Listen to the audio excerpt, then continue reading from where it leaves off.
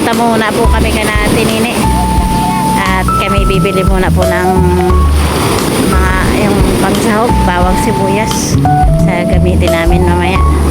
At tayo hingi na naman ulit tayo ng isda kay Tito Ninyo para malibre naman tayo. Kaya po bali, ayan, dyan na po si Tito Ninyo. Lalaki pa rin ang mga alon.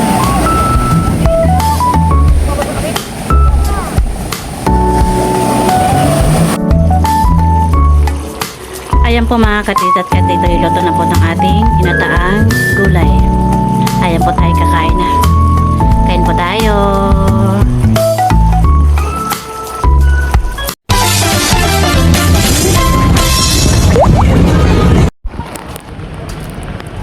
Ayan po, good morning po mga katita at katito. Bali po ngayon ay pupunta po tayo ng tabing dagat. Dahil po kaninang madaling araw po ay nag-crystallet po si Tito Ninyo. Ang alam ko lang po siya lang po mag-isa. Hindi na po sumama yata si Totoy. Bali magdamag din pong umuulan dito. Malakas ang kulog at saka kidlat. Kaya papunta na po kami ni Tito Deo.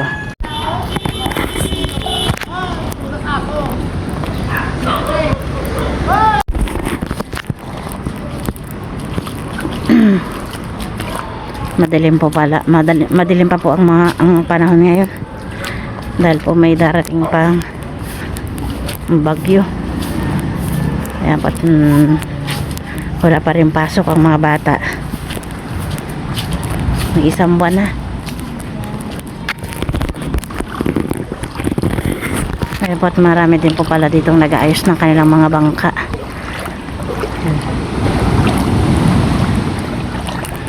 Naayos yung kanilang mga bangka.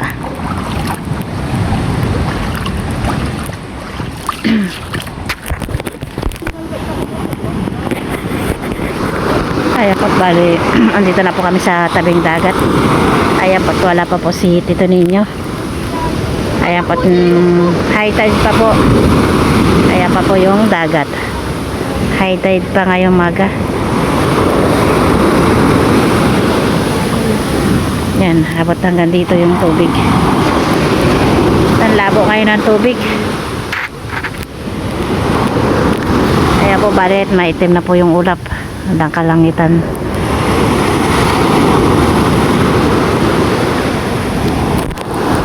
So,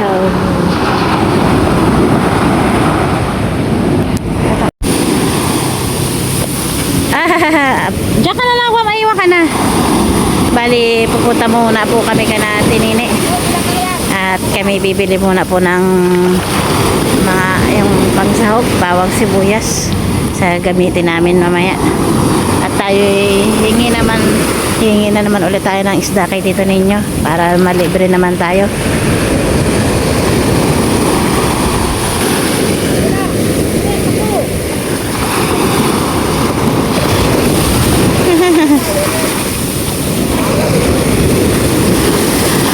Mo.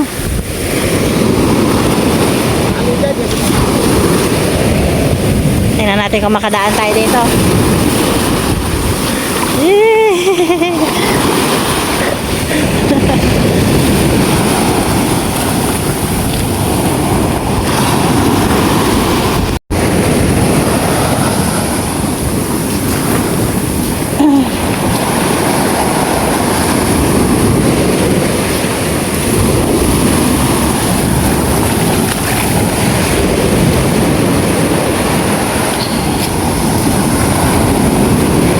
Daming sandbag.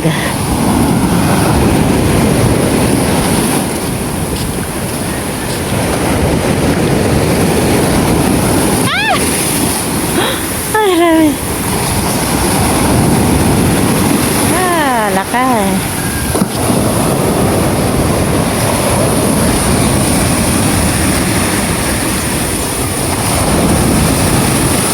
Laki ng alon.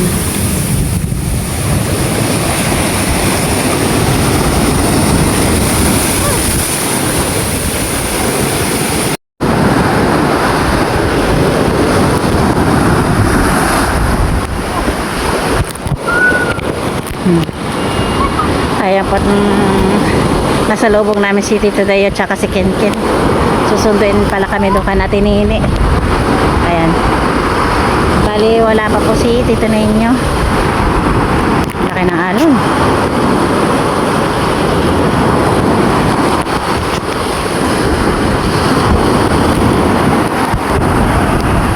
Ang palaman natin.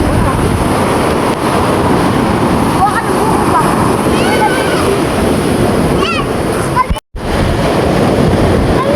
Kaya nandito na rin po pala si Tita Saning.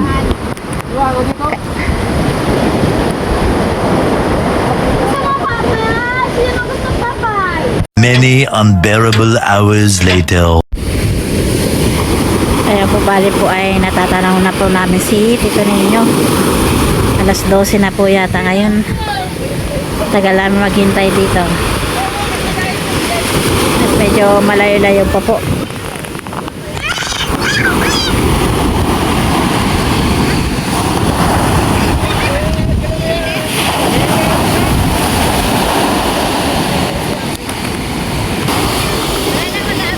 Bali po si Tito Ninyo lang po yung lumaot at hindi po kasama si Totoy.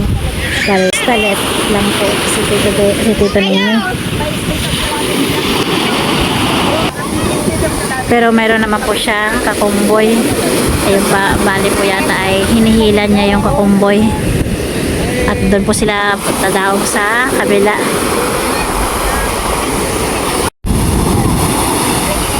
Bali po pala ay hinihila po ng baka ni Tito Ninyo yung kanyang kakumboy. Baka po nasiraan din. Ayun po, bali papunta po doon sa satsara nung hinihila ni Tito Ninyo. Doon pa.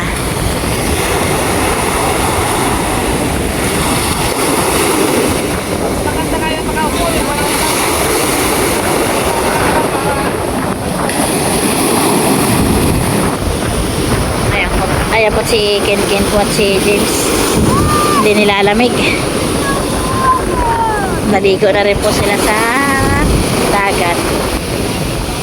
Hindi kayo nilalamig? Mga nakahubad pa kayo eh.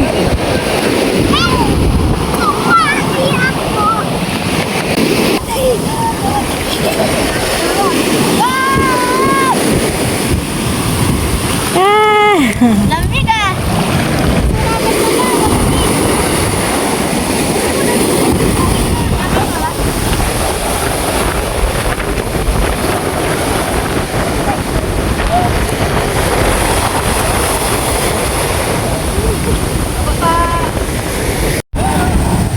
Ayan po bali, ayan, dyan na po si Tito Ninyo.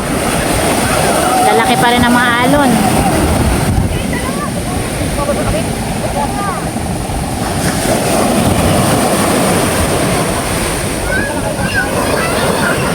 James! Hawakan mo ito na! Yes, Tito Ninyo. Hindi na ako na. Umalis ka! Ah, lakas. Dala!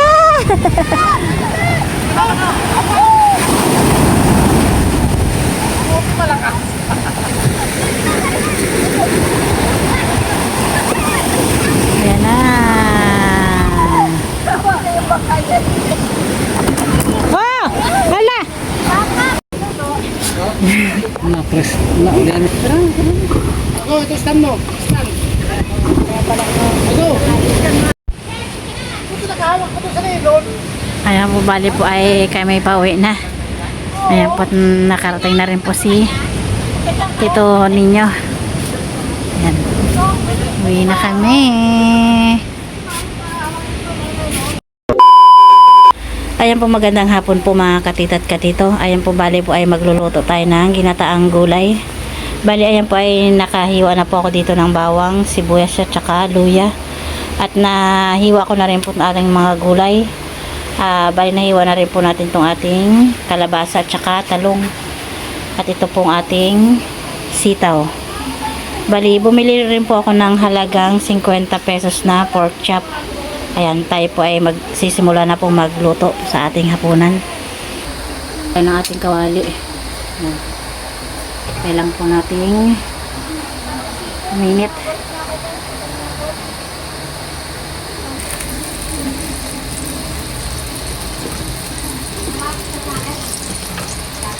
Bali, una po nating i-ano atin muna itong ating pork chop.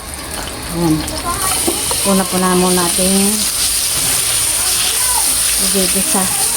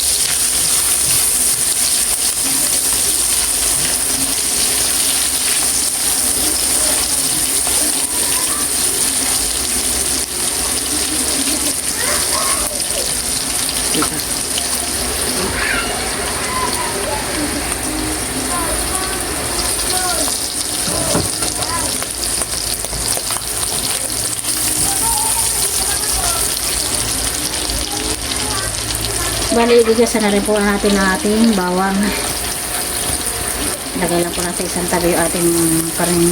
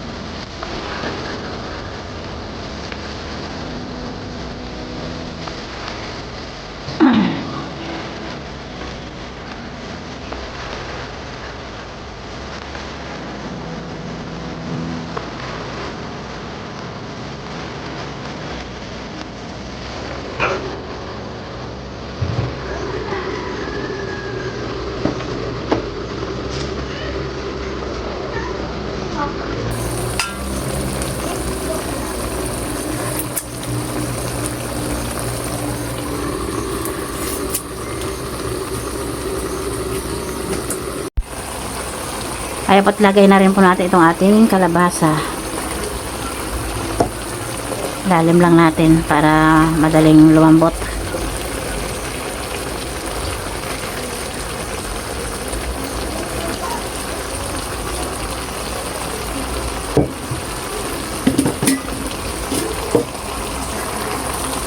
Kaya po, bali po ay lagyan natin ng konting asin. Yan. At lagyan din po natin ng betchin. Konti lang po. Saluin na natin.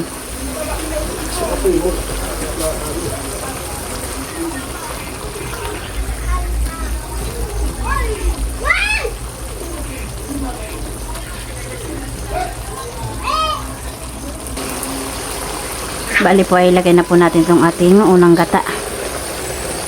Yan.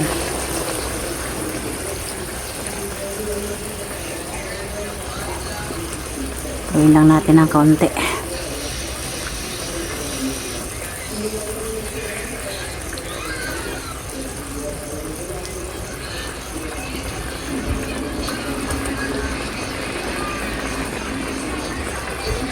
Kaya lang po natin konting maluto yung ating kalabasa.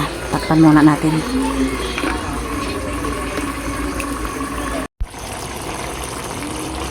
Ayan po mga katita at katito, iluto na po ng ating ginataang gulay. Ayan po tayo kakain na. Kain po tayo.